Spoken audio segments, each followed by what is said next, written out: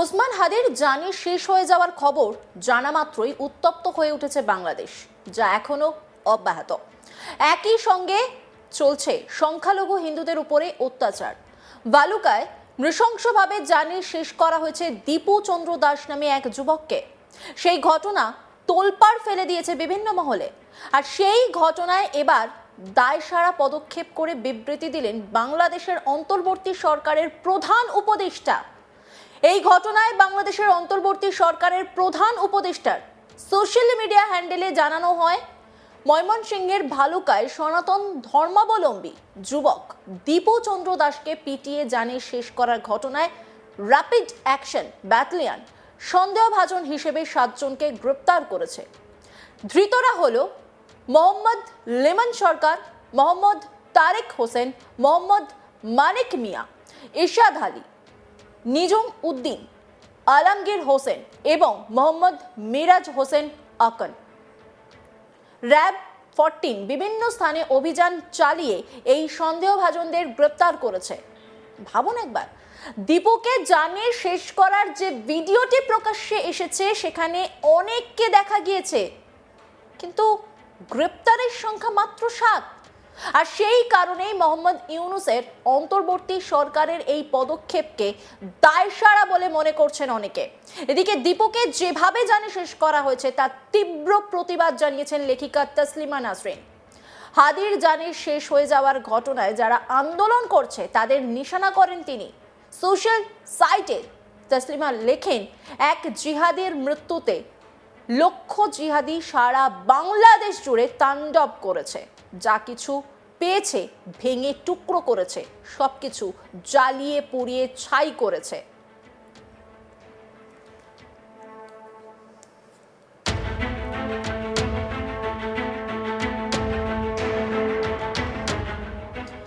উল্লেখ্য, একদিকে বাংলাদেশে যেমন চলছে হিন্দু নিধন, অন্যদিকে তেমনই চলছে দেশের শিল্প সংস্কৃতির উপরে ধ্বংসলীলা। ওসমান হাদির জানি শেষ হওয়ার খবর ছড়িয়ে পড়তেই বাংলাদেশ অশান্ত হয়ে উঠেছে। ভেঙে তছনছ করা হয়েছে সাংস্কৃতিক প্রতিষ্ঠান ছায়ানটে। আর সেই ঘটনার রেশ কাটতে না কাটতেই হামলা উদীচিতেও।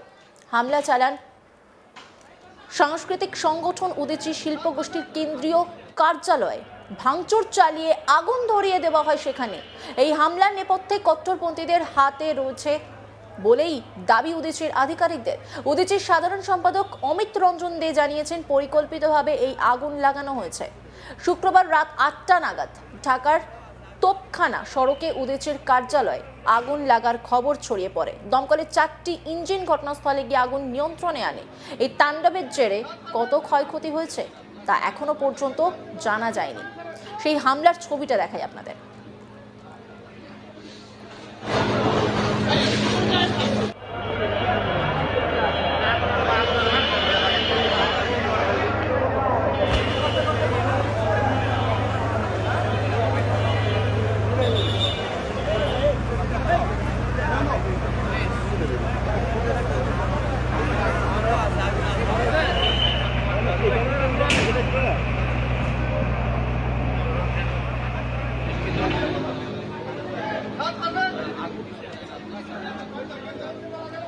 এদিকে উদীচীতে হামলা ও অগ্নিসংযোগের খবর পেয়ে ঘটনাস্থলে যান জাতীয় নাগরিক পার্টির প্রতিনিধি দল।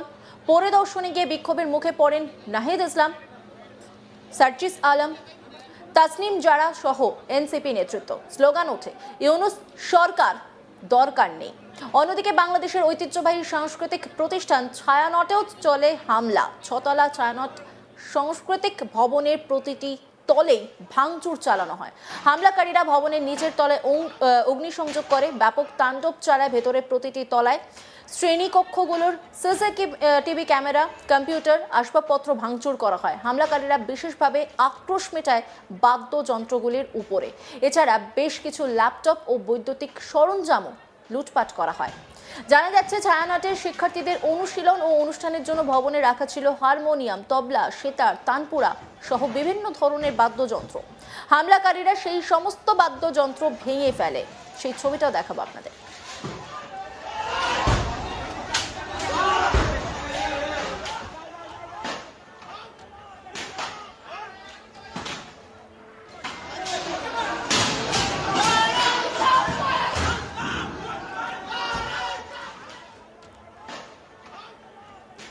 উল্লেখ্য, হাদির জানে শেষ হওয়ার ঘটনায় বাংলাদেশের বিভিন্ন জায়গায় ব্যাপক বিক্ষোভ প্রতিবাদ চলছে। এরই মাঝে আলী হাসান জুনায়েদ নামে প্রতিবাদী কার্যত কলকাতায় হামলার হুঁশিয়ারি দেন। কি বলেছেন তিনি, শুনুন। গুজরাটের কসাই বাংলার কসাইকে জায়গা দিয়েছো। যদি বাংলাদেশ যেতে যায়, বাংলাদেশের 20 কোটি জনগণকে সাথে নিয়ে কলকাতা থেকে বাংলার কসাইকে ধরে আনবো। শরীফ ওসমান হাদির মাথায় গুলি করা হয়েছে। আমাদের ভদ্রতার অর্থ যদি মাথায় গুলি করা হয়, তাহলে আমাদেরকে আওয়ামী লীগের দোসরদেরকে মাটি থেকে খুঁজে বের করতে হবে। আমাদের ভদ্রতার জবাবে যদি আমার সহযোদ্ধাদের গায়ে গুলি চালানো হয়, তাহলে ওই সন্ত্রাসীদেরকে মাটিতে পিষে ফেলতে হবে। আমাদের ভদ্রতার জবাবে আমরা দেখছি ভারত মনে করেছে ভারত থেকে পরিকল্পনা করে আমার ভাইকে হত্যা চেষ্টা চালানো হবে। আর বাংলাদেশে শরীফ ওসমান হাদির ভাই বন্ধুরা বেঁচে থাকতে ভারত শান্তিতে থাকতে পারবে না। আমরা স্পষ্ট ভাষায় বলতে চাই, গুজরাটের কসাই বাংলার কসাইকে জায়গা দিয়েছো। যদি বাংলাদেশ যেতে যায়, বাংলাদেশের 20 কোটি জনগণকে সাথে নিয়ে কলকাতা থেকে বাংলার কসাইকে ধরে আনবো। বাংলার জনগণ ভয় পায় না। বাংলার জনগণ হাসিনাকে দিল্লিতে পালিয়ে যেতে বাধ্য করেছে। যে জনগণ গুলির সামনে নিজেদের বুক পেতে দিয়েছে, সেই জনগণ যদি কলকাতার উদ্দেশ্যে মার্চ করে, কোন শক্তি তাকে ঠেকাতে পারবে না। গুজরাটের কসাইকে সাবধান করে দিতে চাই, বাংলার কসাইকে অতি সত্বর বাংলাদেশে বিচারের মুখোমুখি করার জন্য ফিরিয়ে দিতে হবে।